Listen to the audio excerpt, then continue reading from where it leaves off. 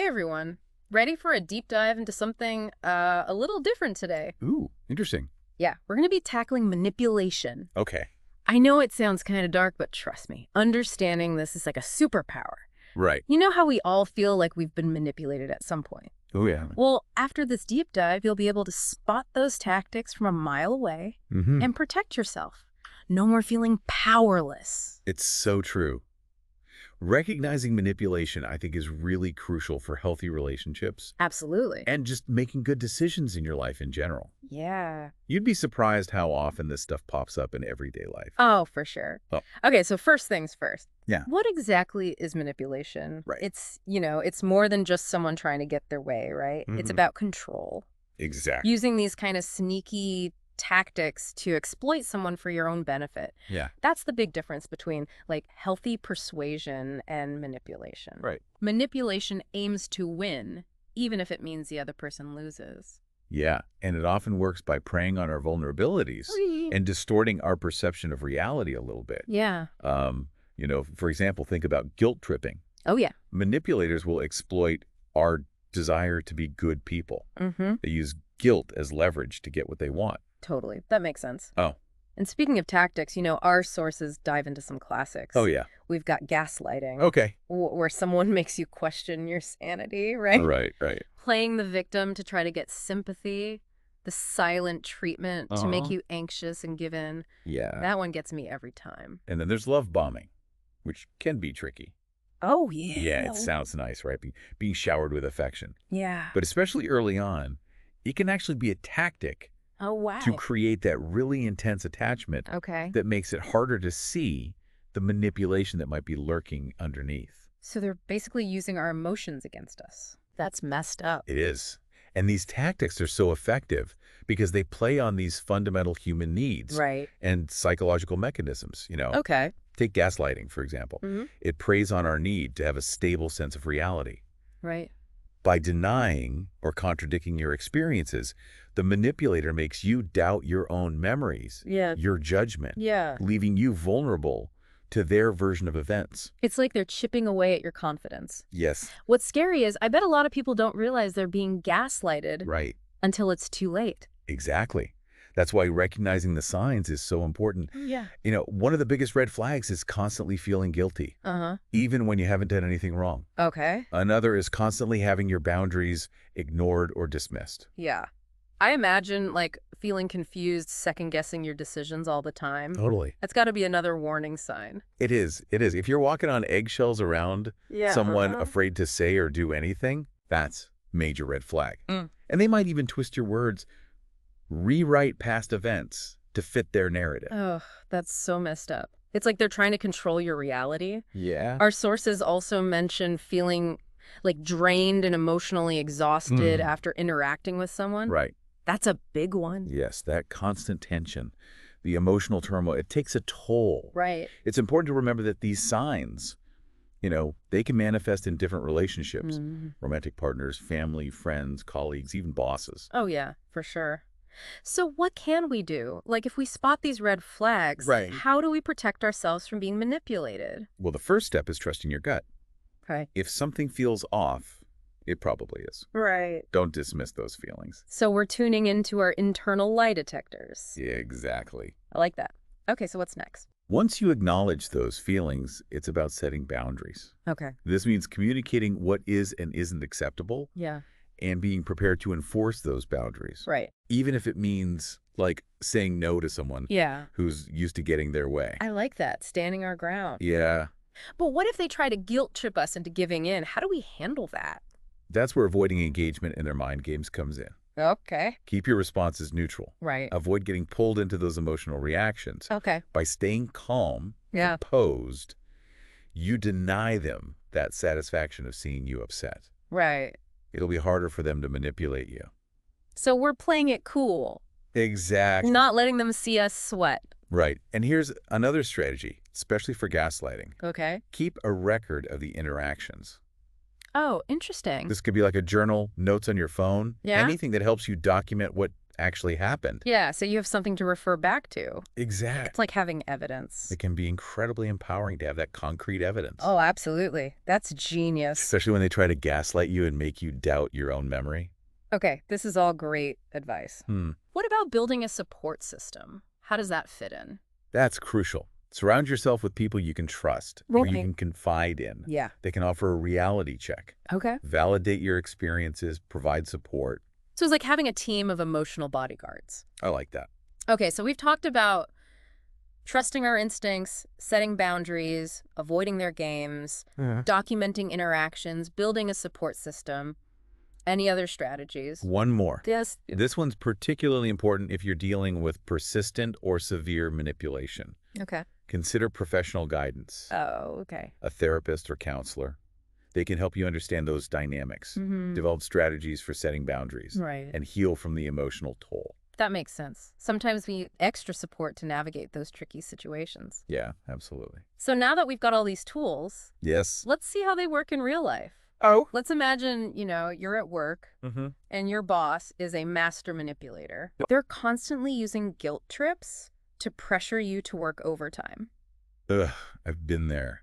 They might say something like, if you really cared about the team, you'd stay late to finish this project. Yeah. How would you handle that? That's a classic guilt trip. Right. In that situation, I think it's important to politely but firmly reinforce your boundaries. Okay. You could say something like, I am committed to my work, but I also have responsibilities outside of work. Right. Let's talk about a fair workload and how to best manage this.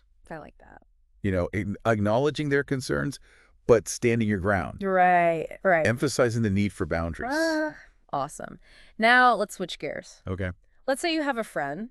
Yep. And you confront them about a hurtful comment they made, and they respond by gaslighting you. Oh, that's tough. They say something like, I never said that, you're being too sensitive.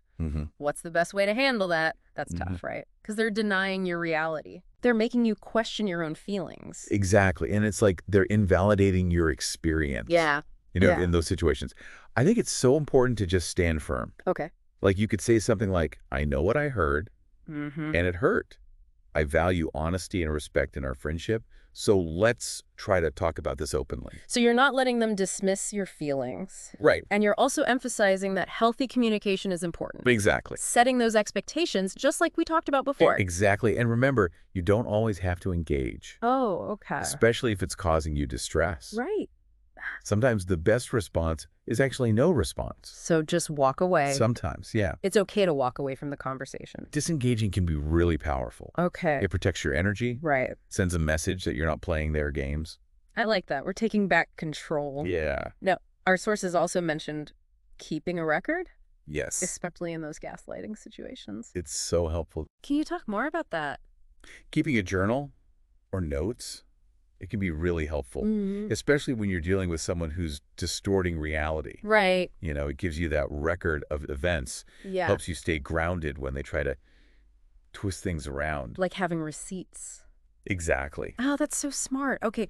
What if we've tried all this stuff and the manipulation just keeps happening? Right. They're not getting the message. Yeah. Sometimes you might need to consider, more drastic measures. Yeah. Like limiting contact, establishing firmer boundaries, maybe even ending the relationship. Wow. Okay, so those are some big decisions. Yeah. How do we know when it's time to go that far? It is a very personal decision. Of course. But I think there are some indicators. Okay. If it's constant, if it's impacting your mental health. Yeah. Or you've tried everything else and nothing's working. Right. It might be time to prioritize your own well-being. Put our own oxygen masks on first. Right. Our mental health has to come first. Yeah. And it's not selfish to do that, especially when someone's disrespecting you and your boundaries. Yeah.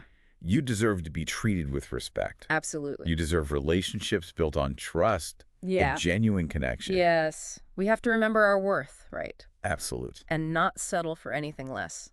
Yeah. This has been so eye-opening. Good. I'm glad. I feel like I understand manipulation so much better now. That's the goal. Knowledge is power. And I think by understanding these tactics, you're taking a big step towards protecting yourself, navigating your relationships with more awareness and confidence. I love that. Okay, deep divers. Yeah. Before we wrap things up, I want to leave you with something to think about. Okay. So you've heard about these tactics. You know the red flags. Right. You've got a whole toolbox now to protect yourself. But here's the thing. Have you ever thought that maybe you could be using these tactics? Oh, interesting. Even unintentionally. We focus on spotting it in others. Right. But what about ourselves? That's a really good point. We talk about it as something out there, but it's important to be aware of our own tendencies. Yeah, for sure. You know, we've all been on both sides. Oh, yeah.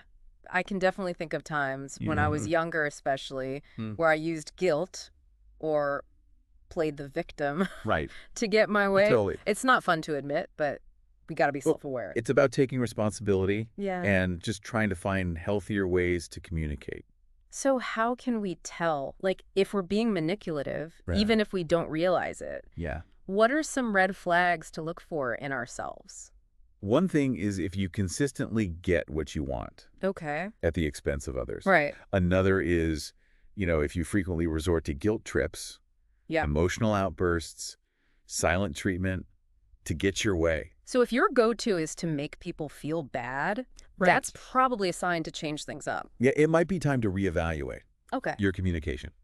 It's also helpful to think about how we feel after interacting with someone. Yes. Did I approach that with honesty and respect? Or was I trying to manipulate the outcome?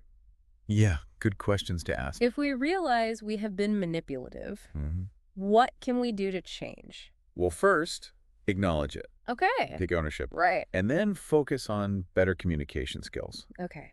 Learn to express your needs directly, assertively, but without resorting to manipulation. Maybe get more comfortable with being vulnerable. Yes. Like, instead of a guilt trip, just be honest. Exactly. Hey, this is important to me, and I could really use your help. That's a great example. Right. It's about being authentic and respectful. Yeah. Even when it's hard. So we're flipping the script. I like that. Instead of controlling others, we're using self-awareness and healthy communication to build genuine connections. And remember, it's a journey. Right. It's okay to make mistakes. Right. We're all learning. The key is to keep trying. This whole deep dive has been a lot. Yeah. We went from feeling like potential victims Right. to like recognizing manipulation everywhere. It is everywhere. To looking at our own behavior. Exactly. That's the power of awareness. It lets us take back control, make better choices, and create a more fulfilling life. On that note, I think it's time to wrap up. Okay. But I want to leave you with one last thing to think about. Okay, I'm ready. So we talked about how understanding these tactics helps us, like face-to-face. Right. But how much more important is it in the digital age? Well, that's a good question. Where we're bombarded with information constantly. Think about, like, social media algorithms. Oh, yeah. Targeted advertising, political campaigns, even the news. Right. Understanding how manipulation works online can help you be a smarter consumer of information. Absolutely. So we're not just protecting ourselves from emotional manipulation. Right. We're protecting ourselves from being manipulated on a larger scale. Exactly. Becoming more conscious citizens. Yeah. Both online and offline. Well, deep divers, that's a wrap for today. I hope you feel empowered. Me too. Remember, knowledge is power. Absolutely. And by understanding these tactics, yes, you can navigate the world with more confidence. And authenticity. Until next time, stay curious. Stay informed. And stay true to yourselves.